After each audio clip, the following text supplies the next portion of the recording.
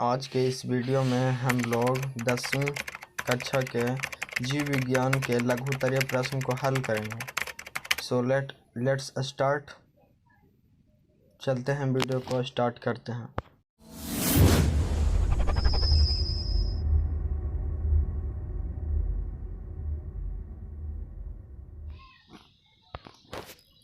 आज की इस वीडियो में हम लोग कक्षा 10वीं जीव विज्ञान चैप्टर अध्याय 1 के जैव प्रक्रम एवं पोषण के लघुत्तरीय प्रश्न को हल करेंगे। तो देख लेते हैं, पहला क्वेश्चन है जीवों के लिए पोषण क्यों अनिवार्य है, यानी कि जीवों के लिए पोषण क्यों जरूरी है। तो इसका आंसर यहाँ पे देख लेते हैं। इसका आंसर यहाँ पे होगा जीवों के संचालन, वृद्धि, टूट फूट को रोकने आदि कार्यों के लिए जीवों को ऊर्जा की आवश्यकता होती है। यानी कि जीवों के शरीर में संचालन और टूटी फूटी किसी भी वृद्धि को लिए जीवों की ऊर्जा की आवश्यकता होती है। ऊर्जा प्राप्त करने के लिए खाद्य पदार्थों की ज़रूरत होती है। ऊर्जा प्राप्त करने के लिए खाद्य पदार्थों की आवश्यक होती है, जो पोषण क्रिया द्वारा प्राप्त होती है। इसीलिए जीवों के लिए पोषण अनिवार्य है। अगला क्वेश्चन देख लेते हैं। अगला क्वेश्चन यहाँ पे बोल रहा है पोषण की परिभाषा लिखें। तो इसका आंसर होगा वह विधि जिससे जीव पोषक तत्वों के ग्रहण कर उनका उपयोग करते हैं पोषण कहलाता है। वह विधि जिससे जीव पोषक तत्वों का ग्रहण कर उनका उपयोग करते हैं पोषण कहलाता है। अगला क्वेश्चन देख लेते हैं। अगला क्वेश्चन हमारा 3 नंबर क्वेश्चन यहाँ पे बोल रहा है स्वपोषण किन किन परिस्थितियों का होना आवश्यक है। स्वपोषण की किन किन परिस्थितियों का होना आवश्यक है, इसके उपोत्पाद क्या हैं। तो देखते हैं इसका आंसर यहाँ पे होगा। इसका आंसर यहाँ पे स्वपोषी के लिए प्रकाश संश्लेषण आवश्यक है। स्वपोषी के लिए प्रकाश संश्लेषण आवश्यक है। हरे पौधों सूर्य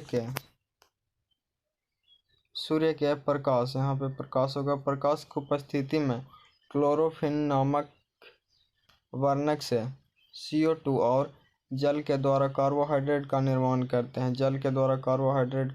करते हैं। इस क्रिया में ऑक्सीजन गैस बाहर निकलती है। यहाँ पे ये सूत्र दिया गया प्रकाश संश्लेषण का, यह सूत्र है। इसी सूत्र के माध्यम से प्रकाश संश्लेषण की प्रक्रिया पूर्ण होती है।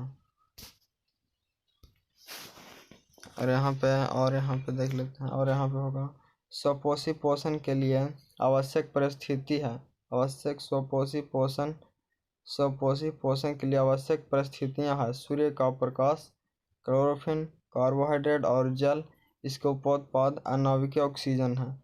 परिस्थितियाँ स्वपोषी के लिए आवश्यक परिस्थितियाँ, यानी कि स्वपोषी के लिए सूर्य प्रकाश, क्लोरोफिल, कार्बोहाइड्रेट और जल की आवश्यकता पड़ती है। अगला क्वेश्चन हमारा 14 नंबर क्वेश्चन यहाँ पे बोल रहा है। 4 नंबर क्वेश्चन यहाँ पे बोल रहा है परपोषण से आप क्या समझते हैं। यहाँ पे इसका आंसर होगा जब कोई जीव अपने पोषण के लिए अन्य जीवों पर आश्रित रहता है तब परपोषण कहलाता है। यह 3 प्रकार का होता है। कोई भी जीव दूसरे जीव पर जब अपने भोजन के लिए आश्रित रहता है तो उसे परपोषी कहते हैं। इसके 3 प्रकार हैं: परजीवी पोषण, मृतजीवी पोषण, प्राणी संपोषण। अगला क्वेश्चन देख लेते हैं। 4 नंबर क्वेश्चन यहाँ पे देख लेते हैं। 5वां नंबर क्वेश्चन यहाँ पे बोल रहा है मृतजीवी पोषण किसे कहते हैं। तो इसका आंसर होगा जब कोई जीव अपना भोजन मृत या सड़ी गली वस्तुओं से प्राप्त करता है। कवक में इस प्रकार का पोषण पाया जाता है, यानी कि जब कोई जीव अपना भोजन मृत तथा सड़ी गली वस्तुओं से प्राप्त करता है, मृत जीवी पोषण कहलाता है। और यह मृतजीवी पोषण कवकों में पाया जाता है। अगला क्वेश्चन 6ठा नंबर क्वेश्चन यहाँ पे है, परजीवी पोषण किसे कहते हैं? परजीवी पोषण किसे कहते हैं? जब कोई जीव किसी दूसरे जीव से अपना भोजन प्राप्त करता है तो पोषण की इस विधि को परजीवी पोषण कहते हैं। ऐसे जीव को परजीवी कहते हैं। मच्छर एवं पिताकृमि परजीवी के उदाहरण हैं। तो मतलब कोई भी जीव किसी दूसरे जीव पर अपने भोजन के लिए आश्रित रहता है तो वह परजीवी पोषण कहलाता है। इस प्रकार के जीव में मच्छर और पितकृमि जैसे जीव आते हैं। अगला क्वेश्चन देख लेते हैं। अगला क्वेश्चन हमारा 7वां नंबर क्वेश्चन यहाँ पे बोल रहा है, प्राणी संपोषी जीव किसे कहते हैं? प्राणी संपोषी जीव किसे कहते हैं?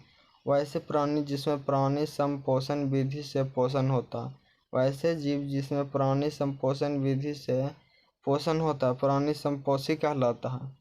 इसमें प्राणी अपना भोजन ठोस या द्रव्य के रूप में जंतुओं के भोजन ग्रहण करने की विधि द्वारा ग्रहण करता है।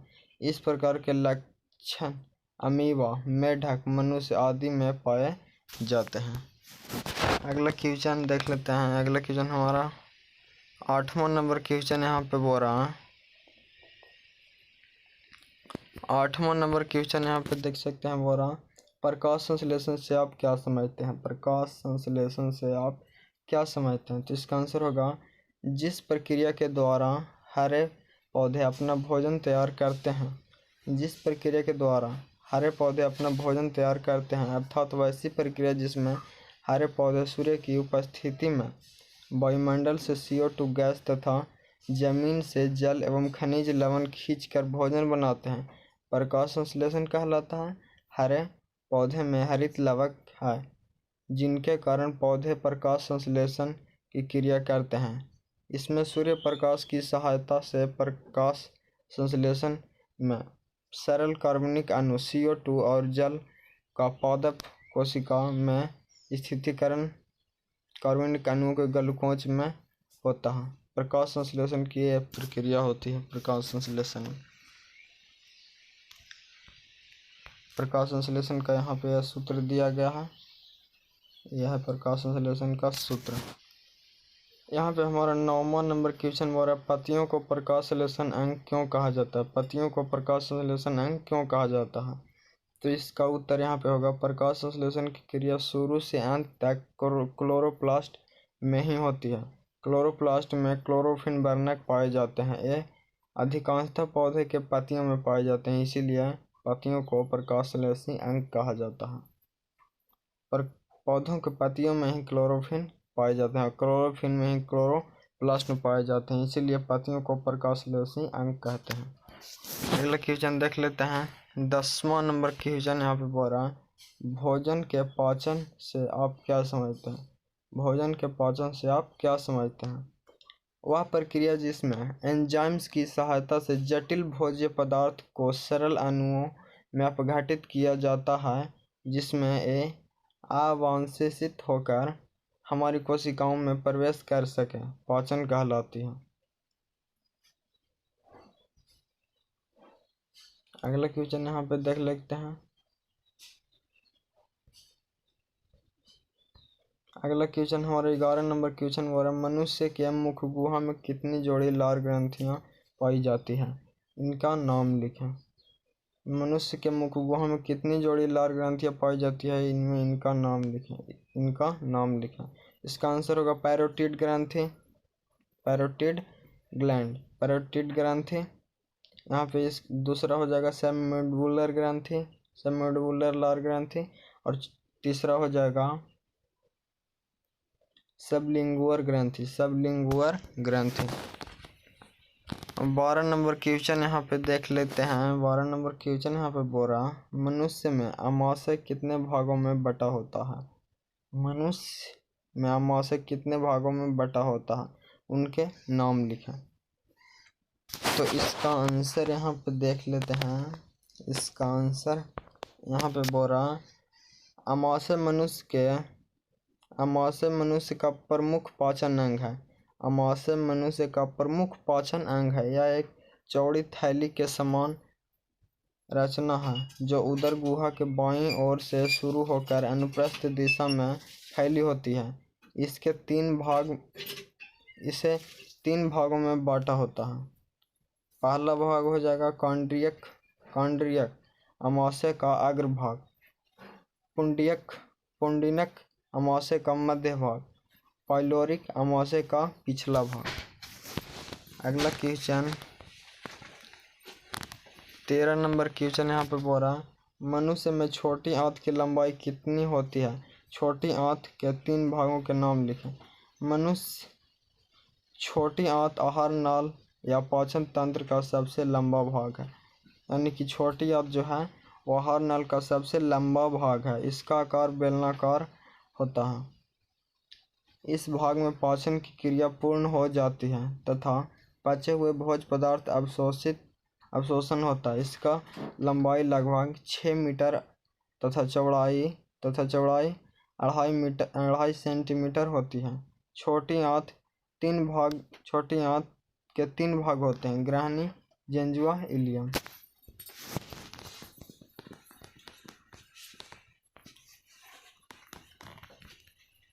बस आज के वीडियो में बस इतना ही। इस चैप्टर में कुल लघुत्तरीय प्रश्न 13 प्रश्न थे, जिसका हम लोगों ने इस वीडियो में क्वेश्चन आंसर किया। तो मिलते हैं अगली वीडियो में, तब तक के लिए हमारे चैनल को सब्सक्राइब करें।